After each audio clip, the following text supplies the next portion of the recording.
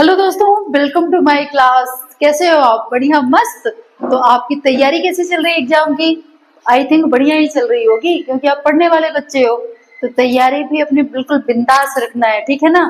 आज दोस्तों हम यहाँ पे डिस्कस करेंगे एक ऐसे फ्रूट के बारे में जिसको लेकर बहुत सारी भ्रांतियां भी बनी हुई हैं, लेकिन ये फ्रूट होता कमाल का है। ठीक है, हम किसकी बात कर रहे हैं?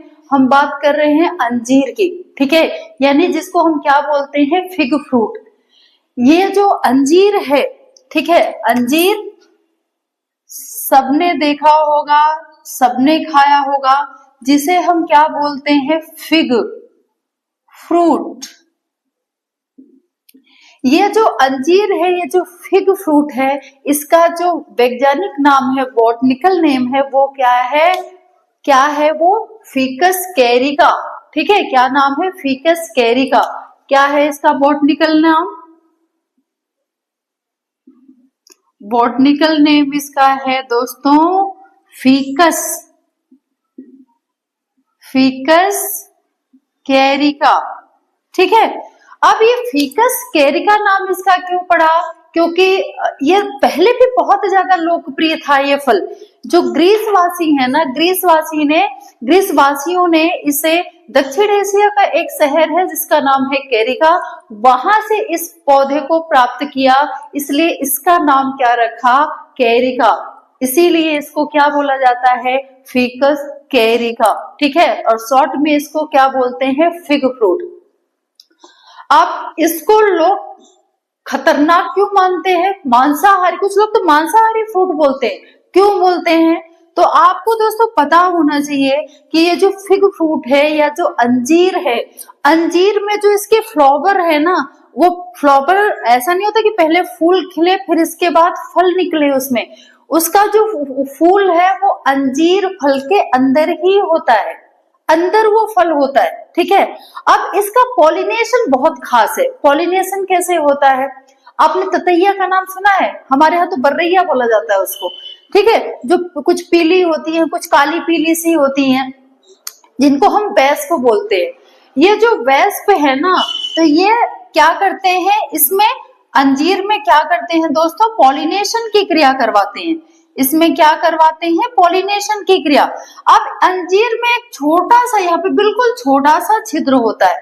ठीक है, अब इस छिद्र के द्वारा ये जो वैस्प हैं इस तरह के, ठीक है, ये इसके अंदर प्रवेश करेंगे।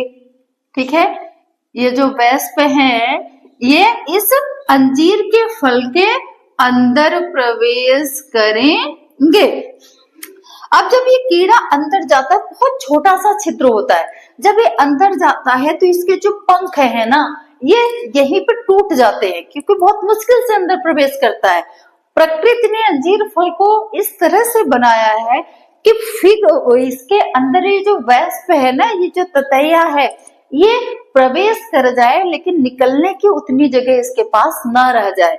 ठीक है, तो यहाँ पे जब ये प्रवेश कर जाता है, जैसे ये प्रवेश किया तो इसके जो पंख हैं वो बाहर ही टूट जाते हैं, यहाँ पे टूट के गिर गए, और यहाँ पे सिर्फ यही प्रवेश करता है। ठीक है, अब जब इसने यहाँ प्रवेश किया तो यहाँ पे क्या होता है? अंजीर का क्या होता है? फूल। अब फूल में इसके द्वारा क्या होगा? परागण की क्रिया। ये अंदर जाएगा और यहाँ पे ये घूम घूम के क्या करेगा? परागण। और जब परागण हो जाएगा तो इसमें क्या हो जाएगा? इसके फ्रूट का और विकास होने लगेगा। अब इन सबको करते करते ये यहीं पे क्या करता है? अंडे देने की भी क्रिया करता है। तो यहाँ पे ये घूम घूम के चारों तरफ क्या देगा? अंडे देगा। अब ये अंडे देगा, उसके बाद बेचारा यहीं पे रह जाता है और वहीं पे खत्म हो जाता है ये, क्योंकि आने के लिए तो रास्ता है, जाने के लिए बेचारा भूल गया कि किधर से जाना है, तो यहीं पे इसकी डेथ हो जाती है। जब डेथ हो जाती है तो इसी से एक एंजाइम निकलता है, किससे? अंजीर से, जिसको बोलते हैं दोस्तों फाइसीन। ठीक है, और ये जो फाइसीन एंजाइम है, ये इनकी बॉडी को यहाँ पे क्या कर देता है? पाचित। ठीक है, उसके अंदर ही इनकी बॉडी पूरी तरह से एब्जॉर्ब हो जाती है। ठीक है, इसी वजह से कुछ लोग इसको क्या मानते हैं कि ये मांसाहारी है, वैसे ये मांसाहारी नहीं है। ऐसे तो पॉलिनेशन में बहुत ऐसे फ्रूट्स में होता है कि वहां पे जो कीड़े होते हैं उसी के अंदर क्या हो जाते हैं, खत्म हो जाते हैं, पर इसमें ये है कि इसकी जो बॉडी होती है एंजाइम स्रावित होता है और उससे ये पाचित हो जाती है।